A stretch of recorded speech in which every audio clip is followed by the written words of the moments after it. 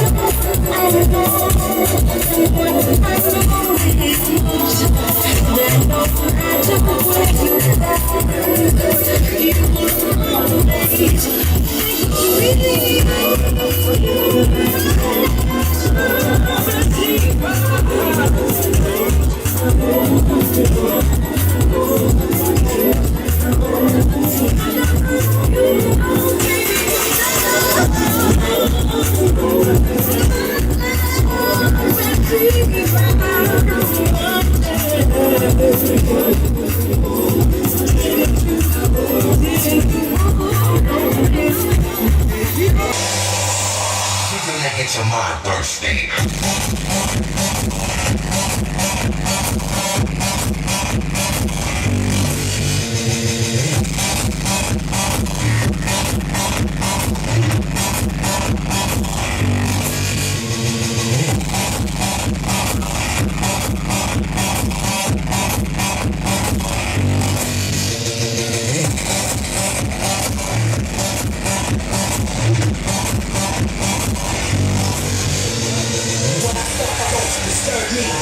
Get your mind thirsty.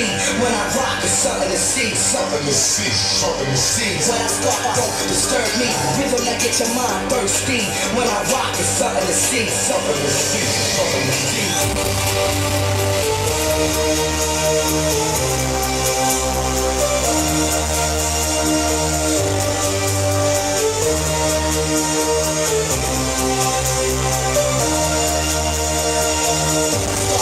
Disturb me. Rhythm that get your mind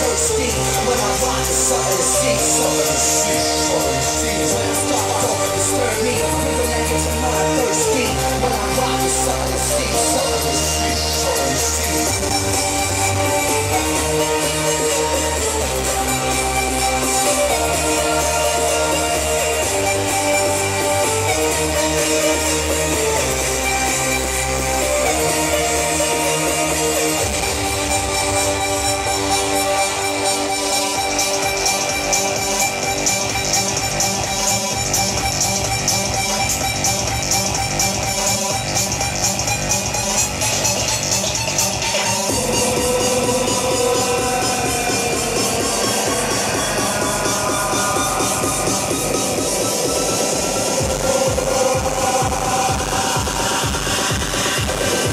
Rhythm gets your mind burning.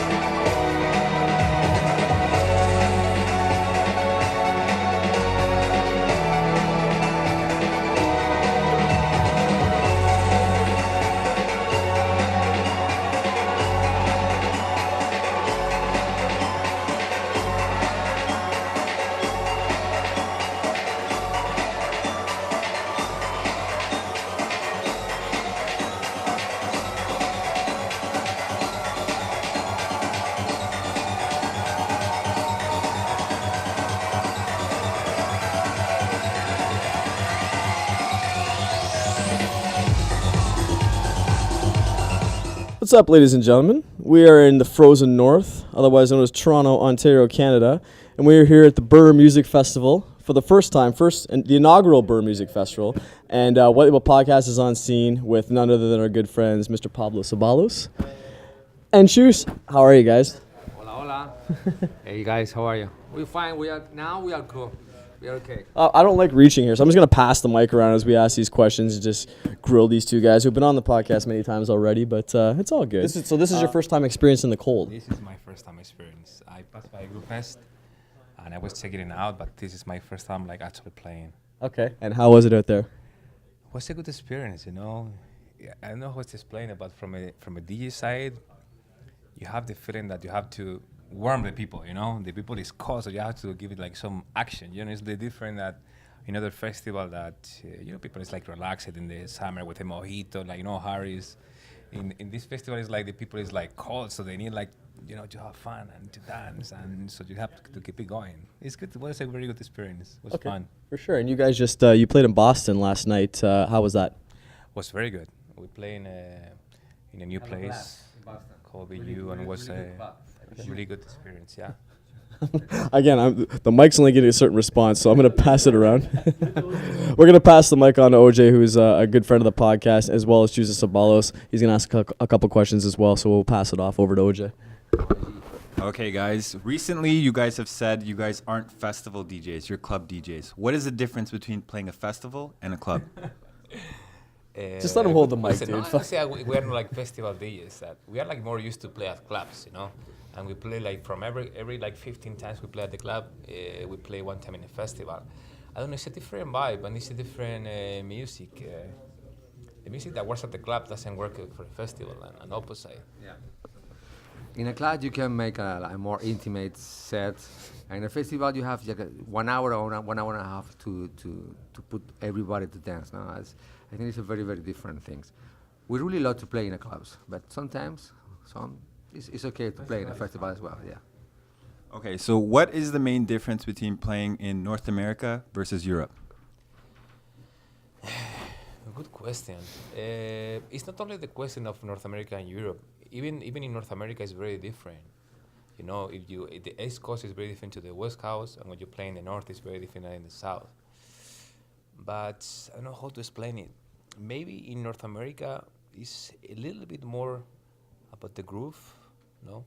And maybe in Europe is, I don't know, it's more like eclectic, it's more mellow. I don't know how to explain it. It's difficult, you know? Okay, North. Like I tell you, like even in North America, every city is different. I mean, the sound of New York is completely different than the sound of LA, and it's very different to the sound of Montreal, and it's different to the sound of Toronto. But I don't know. Maybe in America, they like a little bit more energy, maybe. A little harder than in Europe. You can play more funky stuff in Europe, but you have to play it hard here in America. More pumping. Yeah. So Tech House, as we know, is evolving. It's getting more deeper. How do you guys feel about that? No, definitely it's getting more deeper. The BPMs are like slowing down. 119, 121. Yeah. And it's getting deeper and it's getting like more musical. I do like it, you know, and I always like to play with soul, you know. So when I find like music with musical content, you know, I like it, you know, it's more than welcome. So I do like it. It's like new style, like it's like slower with a lot of like nice bass lines and musicality. I do like it. I like this direction, and you can mix it up with like nice beats, and it's like sexy. It's good for small clubs. And what do you feel about deeper techno? I love it. It's my musical background. Okay. What advice do you guys have for opening DJs when they're opening for you? How do you feel about somebody that's not trying to upstage you, but it's playing too hard? What would you say to them? They have to keep the people moving and dancing, but they don't need to play, you know, the beat hits before the guest DJ. It's not easy. It's not that easy work to do, but it's very important. The warm DJs, the resident DJs have to play the right point, not too high, not too down. And it's something we're missing because back in the day, I mean, the resident DJs know what to do. Today is so difficult to find like a good warm up, and when finally I find a good warm up, I go to the DJ and say, "Congratulations, congratulations! You finally did something interesting." I mean, Okay. I mean, it's to keep the energy of the people, to don't bore people. I mean, you have to keep the people moving, but to put it in the mood, like with not like too many picks and breakdowns. For the DJ, for the guest DJ to start from from zero, from like, because if they play like this, you have to they start like, and we would like to build the night. So Exactly. you leave it here. It's good to to start building the night. Okay. Second last question. What is the difference between Toronto and Montreal? It's very different. Yeah, it's kind of different. I think first thing is that in Montreal, the gay community is very important, okay? And that's made a difference. So a good party in Montreal, whatever it is, you always have like some gay crowd. Right. And gay crowd likes more house music than techno music. Right. And a gay crowd like vocals, Yeah, exactly. So when we play in Montreal, we play a little bit more vocals than we play in Toronto. I'm not telling you I'm playing all vocals, but once in a while you have listened to us play more vocals. And Montreal definitely like house music. You can play house music all night long. It's not a problem. And maybe Toronto is a bit more eclectic, a little bit more techno. Right. Yeah. I'm not telling you Montreal is not that kind of crowd, but I'm talking to you like in general. It's more close to Europe, Toronto, more than Montreal. Yeah. Okay, last question. Let's talk about Stereo Productions and Dramatica. Stereo first. Stereo is the label, it's our label now. 12 years now. It's a long way. What about this Holland kid? What? What about this Holland kid? What do you think about him? Holland is the producer. You Yes, mean the yeah. Italian? Yeah, Is, He just did a remix crazy- for you. He's a crazy producer, really good one. Places, yeah. There is a lot of new producers in Spain and in Italy, especially. Even in Colombia and South America, yeah. Yeah, everywhere. The new kids are They're coming blowing up. my mind. Yeah. Yeah. And what's up with Dramatica? I'm having fun with Dramatica. Dramatica is like my playground, I'm like busy with just doing tracks for Stereo and I stay with the label. And Dramatica is like my playground. When you finish work and it's like your hobby, that's Dramatica for me. I'm really happy with the podcast. I'm having like a very, very good feedback, and I see how important is the podcast. I have like feedback from people from all around the world that don't have the chance to listen to you, and the people from like everywhere. So that's nice, and helps to people like recognize your song when you go to the club, because with production I guess it's not enough, One thing is the production, another thing is to DJ. I think that I include choose to have like a good variety from when we DJ. We can play like from deep to techno, and in the production maybe we don't saw that, and when we play we saw that. So that's why the podcasts are good, We upload like podcasts from everywhere, and they are different, like one more deep, one more techie, one more like festival, and I think it's very important today, like to that connection with the fans to offer like them like the podcast. It's a gift for the fans, Exactly. It's a weekly gift for our fans. All right, guys, we want to thank Chus and Sabalos for this interview at Brrrrr Music Festival. White Label Podcast in the house, and we'll see you guys at WMT.